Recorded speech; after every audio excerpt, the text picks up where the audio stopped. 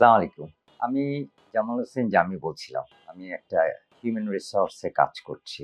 আমি আজকে একটু প্রবাসীদের ব্যাপারে কথা বলব। কারণ আমি অ্যাকচুয়ালি অনেক জায়গায় গিয়েছি বিশেষ করে আমাদের দেশে বিভিন্ন গ্রামগঞ্জে এবং তারা যে কত কষ্ট করে টাকা উপার্জন করে এই বিদেশে যায়, প্রবাসী। এখানে গিয়ে যে কত কষ্ট করে ২-১ টা দেশে আমার ভাগ্য হয়েছে যাওয়ার। সেখানে গিয়ে দেখলাম যে তাদেরও সাথে আমার কিছুটা কথাবার্তা হয় এবং আসলে তাদের খুব কষ্ট, বিদেশে খুব আরাম না।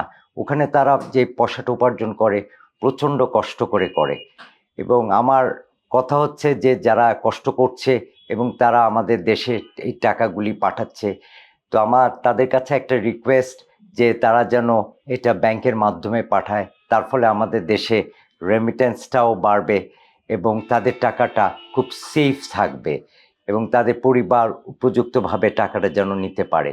কিন্তু এদিক ওদিকভাবে যদি টাকাটা পাঠায় অনেক সময় টাকাটা তাদের সরে যায়।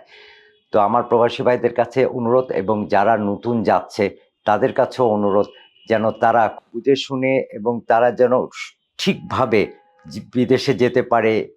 বিভিন্ন এয়ারপোর্টে গিয়ে বসে থাকে ১ দিন ২ দিন ৭ দিন, তা না হয়ে প্রপার চ্যানেলে যেন বিদেশে যেতে পারে এবং যে দেশের তার পরিবারের জন্য যে কষ্টটা করবে এবং পরিবারকে দেখবে তা যেন মানে স্বাধীনভাবে করতে পারে এবং টাকা যা থাকে এগুলি যেন বাংলাদেশের ব্যাংকের মাধ্যমে পাঠায়, এটাই উপযুক্ত।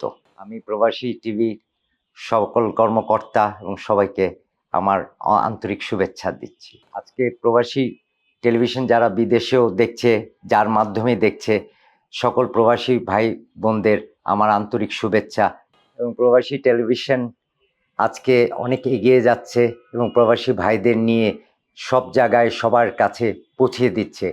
এই প্রবাসী টেলিভিশনকে বিশেষভাবে ধন্যবাদ এবং আমরা আশা করছি এই প্রবাসী টেলিভিশন আগামী দিনে আরও এগিয়ে যাবে ইনশাল্লাহ।